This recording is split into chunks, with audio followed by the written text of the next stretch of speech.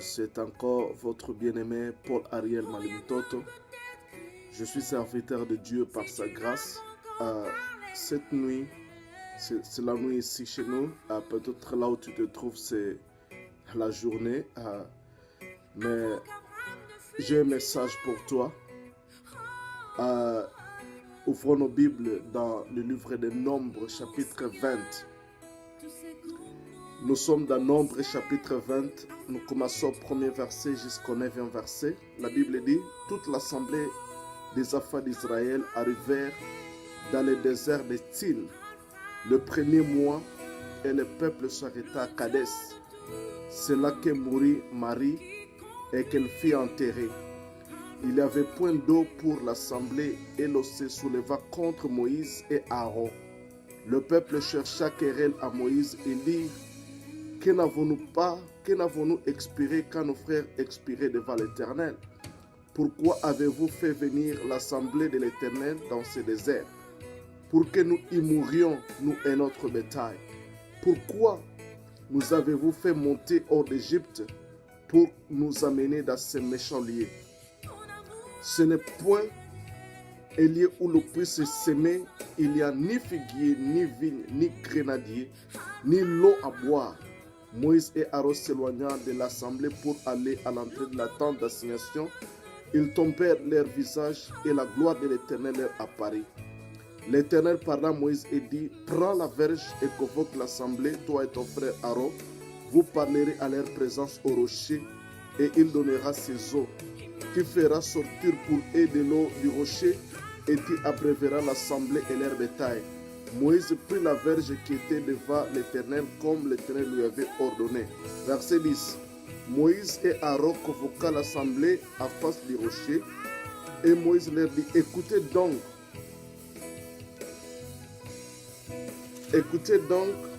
rebelles, est-ce de ces rochers que vous ferez sortir de l'eau? Puis Moïse leva la main et frappa 2 fois le rocher avec sa verge. Il sortit de l'eau en abondance et l'assemblée et le bétail. Et l'assemblée but et le bétail aussi. Amen.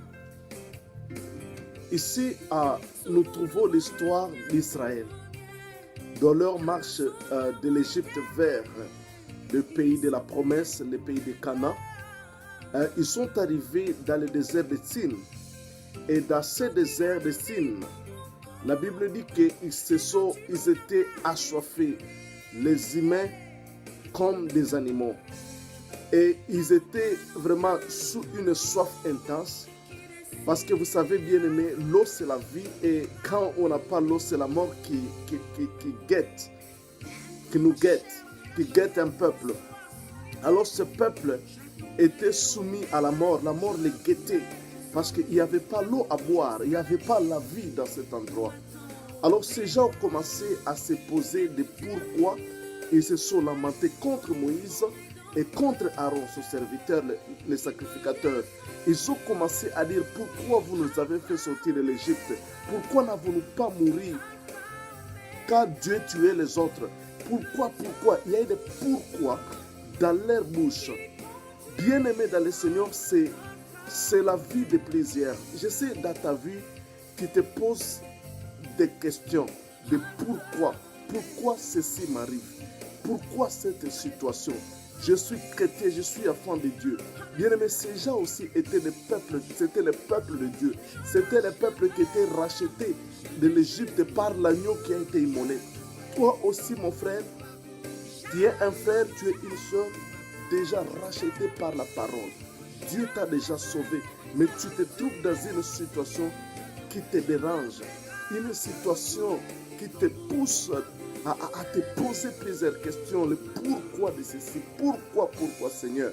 Et tu commences à te lamenter, tu commences à crier, à pleurer à cause de ta situation. Aujourd'hui, j'ai un message pour toi et mon thème est intitulé « Parle au rocher ».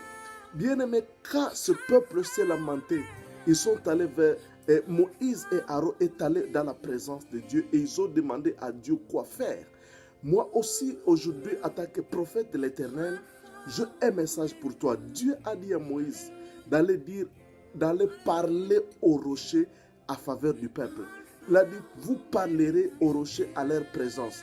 Bien-aimé dans le Seigneur, aujourd'hui, je viens te dire, arrête de te lamenter, arrête de te poser des questions, arrête de dire pourquoi Seigneur, mais va et parle aux rochers, va devant les rochers et parle-lui. Les rochers te donnera ce que tu désires. Bien-aimé, Dieu a dit, vous parlerez aux rochers et l'eau, les rochers fera sortir de l'eau. C'est-à-dire, les rochers donneront aux enfants d'Israël ce dont ils ont besoin. Bien-aimé, tu es dans les besoins. Je ne sais pas quel est ton besoin profond. Je ne sais pas quelle est ta préoccupation. Je ne sais pas qu'est-ce qui te préoccupe, qu'est-ce qui te passe dans la tête. Mais ce que je vais te dire, va. Parle aux rochers, les rochers à l'eau, les rochers à la solution, les rochers à quoi tu as besoin. Les rochers, c'est quoi? C'est qui? C'est quoi? Bien aimé, si tu lis dans 2 Corinthiens, dans 1 Corinthiens chapitre 10, verset 4, tu sauras ces rochers qui étaient dans le désert, si c'est qui? Ces rochers, si vous lisez dans 1 Corinthiens chapitre 10, verset 4, la Bible dit, ok, laisse-moi commencer au premier verset. 1 Corinthiens chapitre 10, verset 1er à 4. Frères, je ne veux pas que vous ignorez que nos pères ont tous été sous la nuée, qu'ils ont tout passé au travers de la mer, qu'ils ont tous été baptisés en Moïse dans la nuée et dans la mer, qu'ils ont tous mangé le même aliment spirituel et qu'ils ont bu le même breuvage spirituel, car ils buvaient à un rocher spirituel qui les suivait, et ce rocher était Christ.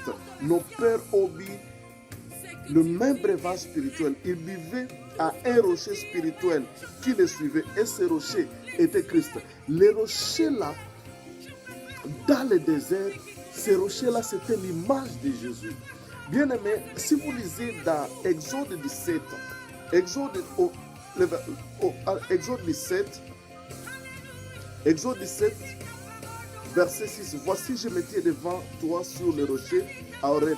Tu frapperas les rochers et il sortira de l'eau et le peuple boira. À Exode chapitre 17, Dieu avait dit de frapper les rochers. Mais à Nombre chapitre 20, Dieu a dit à Moïse, parle aux rochers. Les gens ont toujours dit que Dieu avait dit à Moïse de frapper une fois, mais il a frappé 2 fois. Non. Moïse devait parler au rocher parce que les rochers étaient déjà frappés. La frappe du rocher, Jésus, c'est lui, les rochers, selon 1 Corinthiens chapitre 10, verset 4. Jésus-Christ, notre rocher, a été frappé sur la croix. Et quand il a été frappé sur la croix, il a été frappé pour te donner, pour me donner tout ce dont j'ai besoin. Par sa frappe, par ses meurtrissures, il m'a donné la guérison. Sur la croix, il a été mis pour que je trouve de quoi m'habiller.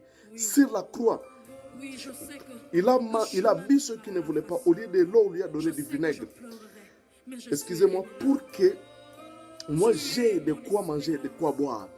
Jésus-Christ s'est fait pauvre sur la croix pour que moi sois riche. Bien-aimé, sur la croix, Jésus a été frappé. Il a été mon substitut. Il a pris ma place sur la croix de Golgotha pour que j'ai tout ce dont j'ai besoin. Jésus a déjà été frappé. Comme Dieu a parlé à Moïse à Nombre 20 pour qu'il parle du rocher, c'est parce que les rochers étaient maintenant disponibles à donner tout ce dont le peuple avait besoin. Les rochers avaient déjà été frappés. Bien-aimé, laisse-moi te dire que les rochers, Jésus a déjà été frappé sur la croix. Et Jésus est disponible pour te donner ce dont tu as besoin. Et tout ce qu'il attend de toi, c'est de te présenter devant lui. C'est de te présenter par la prière et de t'exprimer devant lui. Et de lui dire ce dont tu as besoin. Il a dit tout ce que vous demanderez à mon nom, il vous sera donné. Tout ce que vous demanderez à mon nom, il vous sera donné. Bien-aimé, tu as besoin. Peut-être tu es assoiffé. Tu es dans cette situation. La soif de ce peuple symbolise les problèmes, les difficultés, les questionnements que les gens se posent en tant que chrétien, en tant qu'enfant de Dieu. Et cette soif, c'est cette situation que tu traverses. Je ne sais pas quelle est la situation, mais le Saint-Esprit connaît la situation dans laquelle tu te trouves. Mais il te dit aujourd'hui, au lieu de te lamenter, au lieu de te poser des questions, va, parle au rocher. présente-toi devant les rochers. Et présente-toi devant les rochers avec la parole. Dis, Seigneur, tu avais dit ceci dans ta parole, que je ne serai pas, tu n'abandonnes pas tes enfants. Seigneur, je sais que tu ne m'as pas abandonné. Tu viens avec la parole qui dit, il y a de grandes richesses dans la maison du juste. Seigneur, je suis juste. Là, c'est Psaume 112. Je suis juste, Seigneur. Dans ma maison, il doit y avoir de l'abondance. Il est écrit que le malheur n'atteindra pas la maison du juste. Seigneur, tu viens avec des promesses et tu parles devant Dieu. Tu dis au Seigneur, par tes maîtresses, je suis guéri, je suis sauvé. Oh Makrebo Shakatabaga. Bien-aimé, parle au Seigneur, exprime au Seigneur, donne-lui ton problème, présente ton problème à l'Éternel et il te donnera ce dont tu as besoin. Jésus a déjà été frappé, le rocher a été frappé. Mais voilà Moïse, quand il s'est présenté devant le rocher, au lieu que Moïse parle au rocher, Moïse a frappé les rochers. Bien-aimé, ce n'est pas le temps de frapper Jésus. Jésus a déjà été frappé. À ce jour, Jésus est prêt à te donner ce dont tu as besoin. Moïse, qui avait frappé les rochers, c'est l'image de la loi. Et Aaron, c'est l'image du prophète, parce qu'il fut prophète de Moïse. Car et Dieu a dit, quand ils ont frappé les rochers, il a dit que Moïse tu mourras et Aaron tu mourras. Vous mourrez à partir de maintenant. Bien-aimé, le rocher a été frappé. Quand Jésus fut frappé, nous ne sommes plus sous Moïse, sous la loi. Nous ne sommes plus sous les prophètes. L'eau du rocher est là maintenant pour nous conduire jusque dans la vie éternelle, jusque dans le pays de la promesse, jusqu'à dans l'éternité. Bien-aimé dans le Seigneur, le rocher, l'eau qui est sortie du rocher, c'est la solution. C'est la solution aux enfants d'Israël. Ce rocher, cette eau-là, c'est la vie de Dieu qu'il nous donne. C'est sa parole, c'est son enseignement, c'est sa vie, c'est le zoé de Dieu, la vie. La Bible dit quiconque croit à lui, il ne périra jamais, mais il aura la vie. Il aura la vie éternelle. Bien-aimé, la vie éternelle, c'est la vie de Dieu. Une vie sans maladie. Une vie sans échec. Parce que la vie éternelle, ce n'est pas quelque chose que nous attendons dans le futur. La vie éternelle, c'est Zoé, c'est la vie réelle de Dieu. Car Dieu est éternel. Et il nous a donné cette vie. Et cette vie-là est une vie éternelle, une vie sans fin. Bien-aimé, c'est le Zoé de Dieu. Et cette vie de Dieu, Dieu dans sa vie, il n'y a pas à lui l'échec, il n'y a pas à lui les problèmes, il n'y a pas à lui de lamentation, il n'y a pas à lui de pleurs, il n'y a pas à lui toutes ces mauvaises choses. Bien-aimé, c'est cette vie-là que nous sommes porteurs. Nous portons les Zoé de Dieu, l'eau, la vie, l'eau qu'il nous a donnée. Bien-aimé dans le Seigneur, c'est la vie de Dieu. Alors, bien-aimé dans le Seigneur, je vais te dire et je vais te conseiller, pendant que tu traverses des moments difficiles de questionnement, ne te pose pas de questions comme ces derniers qui se posaient pourquoi. Tout ce que tu dois faire, aller dans la présence de Dieu, va devant Dieu et présente à Dieu ton problème. Confesse la parole de Dieu devant le trône de Dieu. La Bible dit, approchez-vous du trône de la grâce avec assurance afin d'obtenir le secours dans vos besoins. Approche-toi du trône de la grâce. Bien-aimé, ne cesse de te lamenter. Avec tes lamentations, tu ne résoudras rien. Bien-aimé, les lamentations t'afforcent au contraire parce que tu confesses l'échec, tu confesses la peur sur l'instrument du diable. Va devant le rocher avec foi, parle à Dieu avec foi, que ta prière soit basée sur la foi, la parole de Dieu, aux promesses de Dieu, et tu verras Dieu te donner ce dont tu as besoin. Parle. Notre foi fonctionne par la parole. Ce que tu confesses, ce que tu déclares dans la présence de Dieu, tu le verras. Que Dieu te bénisse. Seigneur, merci pour cette parole. Lorsque cette parole aide quelqu'un qui vient de l'écouter, au nom de Jésus. In Jesus' mighty name. Amen. Que Dieu te bénisse. Amen.